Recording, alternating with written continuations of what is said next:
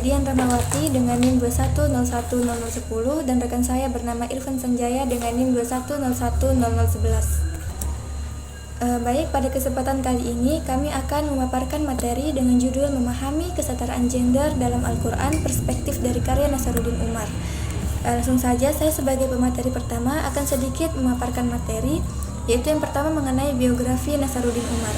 Nasaruddin Umar lahir di Ujung Bone, Sulawesi Selatan pada tanggal 23 Juni 1999. Beliau merupakan putra dari Andi Muhammad Umar dan ibunya bernama Andi Bunga Tungke. Ayahnya adalah penggagas dan perintis pondok pesantren modern Al-Ikhlas di Ujung Bone. Yang kedua, mengenai riwayat pendidikan Nasaruddin Umar. Beliau memiliki banyak pengalaman baik akademis maupun akademis. Beliau mendapatkan gelar sarjana di IAIN Ujung Pandang pada tahun 1984 dan mendapatkan gelar S2 pada tahun 1999 dan menyelesaikan gelar doktornya pada tahun 1999 di IAIN Syarif Hidayatullah di Jakarta. Yang ketiga, tentang karya-karya Nasaruddin Umar. Beberapa karya-karya Nasaruddin Umar, yang pertama khutbah-khutbah imam besar, yang kedua argumen kesetaraan gender, perspektif Al-Quran, yang ketiga ada fikih wanita untuk semua, dan yang keempat ada ketika fikih membela perempuan. Sebelum memasuki tentang perspektif gender menurut Nasaruddin Umar, di sini saya sedikit menjelaskan mengenai pengertian gender menurut para ahli. Yang pertama, pengertian gender menurut Mukhtar menjelaskan bahwa gender dapat diartikan sebagai jenis kelamin sosial atau konotasi masyarakat untuk menentukan peran sosial berdasarkan jenis kelamin.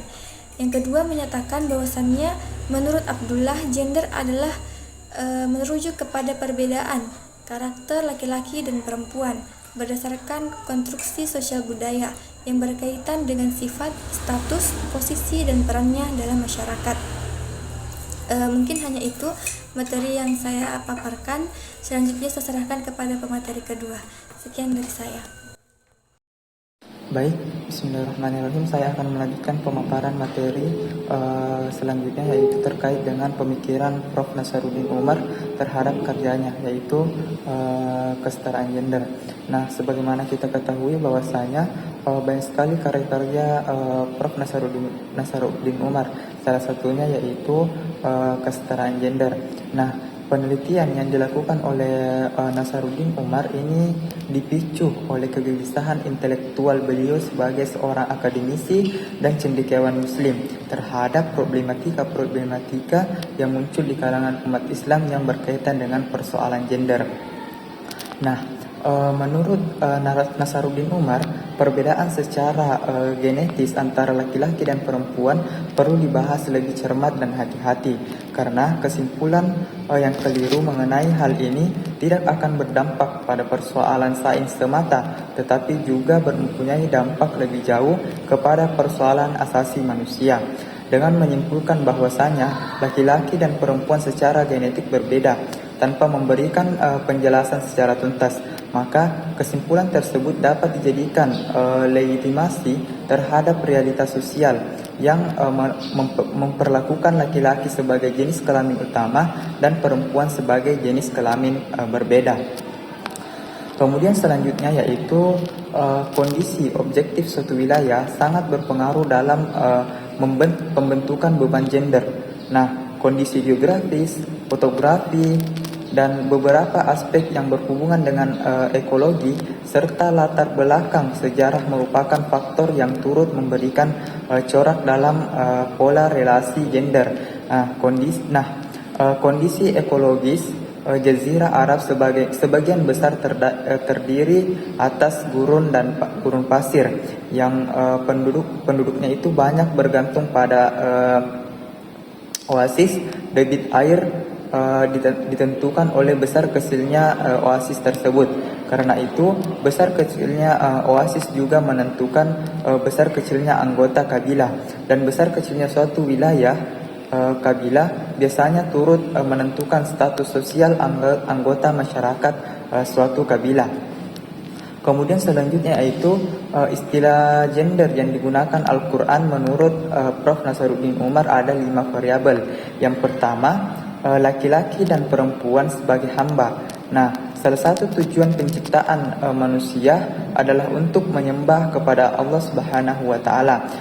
Bagaimana dijelaskan dalam Al-Qur'an, "Wa ma khalaqtul jinna wal insa illa liya'budun." Tidaklah aku menciptakan jin dan manusia kecuali untuk beribadah kepadaku. Nah, dalam kapasitas manusia sebagai hamba, tidak ada perbedaan antara laki-laki dan perempuan. Keduanya mempunyai potensi dan peluang yang sama untuk menjadi hamba yang ideal.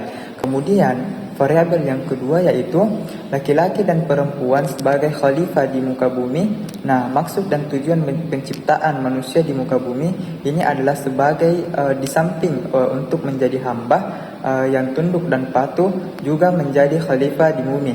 Nah, kapasitas manusia sebagaimana dalam firman Allah Subhanahu wa taala yang artinya dialah yang menjadikan kamu sebagai khalifah di bumi, dan dia meninggalkan sebagian kamu sebagai derajat atas sebagai yang lain untuk menguji kamu atas apa yang diberikan kepadamu. Sangat cepat hukumnya. Nah, sungguh dia yang pengampun lagi maha penyayang. Kata khalifah dalam ayat di atas tidak menunjuk kepada salah satu jenis kelamin atau kelompok etnis tertentu. Laki-laki dan perempuan mempunyai fungsi yang sama sebagai khalifah yang mempertanggungjawabkan tugas-tugas kekhalifaannya di bumi. Kemudian yang ketiga yaitu laki-laki dan perempuan menerima perjanjian primadonal. Laki-laki dan perempuan sama-sama mengemban amanah dan menerima perjanjian primadonal dengan Tuhannya. Seperti diketahui, menjelang seorang anak manusia keluar dari rahim ibunya, ia terlebih dahulu harus menerima perjanjian dengan Tuhannya, sebagaimana disebutkan dalam Quran surah Al-A'raf ayat 172. Yang artinya, ingatlah ketika Tuhanmu mengeluarkan dari tulang punggung anak cucu Adam keturunan mereka, dan Allah mengambil kesaksiannya terhadap diri mereka sendiri seraya berfirman, bukankah aku ini Tuhanmu? Mereka menjawab, betul, engkau Tuhan kami. Kami bersaksi, kami melakukannya agar pada hari kiamat kami tidak mengatakan sesungguhnya kami lengah terhadap hal ini. Kemudian variabel yang keempat adalah Adam dan Hawa terlibat secara aktif dalam drama kosmis. Nah, sebagaimana firman Allah, kami berfirman, wahai Adam, tinggallah engkau dan istrimu di dalam surga, makanlah dengan nikmat berbagai makanan yang ada di sana sesukamu, dan janganlah kamu mendekati pohon ini sehingga kamu termasuk orang-orang yang zalim. Kemudian variabel yang terakhir yaitu laki-laki dan perempuan berpotensi meraih prestasi. Nah, peluang untuk meraih prestasi meskipun tidak ada perbedaan antara laki-laki dan perempuan ditegaskan secara khusus di dalam Al-Quran, salah satunya dalam Quran surah An-Nahl ayat 97, yang artinya, siapa yang mengerjakan kebajikan baik laki-laki dan maupun perempuan sedangkan dia seorang mukmin, sungguh kami pasti akan berikan kepadanya kehidupan yang baik, dan kami akan berikan kepadanya pahala yang baik daripada apa yang selalu mereka kerjakan. Islam tetap mengakui perbedaan antara perempuan dan laki-laki. Misalnya dalam hal status perempuan menjadi saksi, besarnya bagian perempuan dalam warisan, larangan mutlak bagi perempuan untuk memiliki suami yang lebih dari satu, dan kesempatan perempuan menjadi pemimpinan agama, imam sholat di antara laki-laki, azan dan lainnya. Nah, Nasaruddin Umar dalam karyanya ini menarik kesimpulan bahwasanya perbedaan laki-laki dan perempuan tidak hanya dikaji secara biologis, tetapi memerlukan pengkajian secara non-biologis.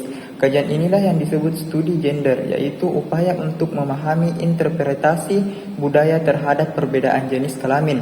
Studi ini sangat menarik karena selama ini analisis perbedaan laki-laki dan perempuan terfokus pada perbedaan fisik biologis, sehingga kesimpulannya diperoleh melalui kajian ini menjadi salah satu faktor penyebab timbulnya ketimpangan peran gender di dalam masyarakat. Mungkin itu saja yang sempat saya sampaikan. Saya akhiri dengan ucapan wabillahi taufiq wal hidayah. Wassalamualaikum warahmatullahi wabarakatuh.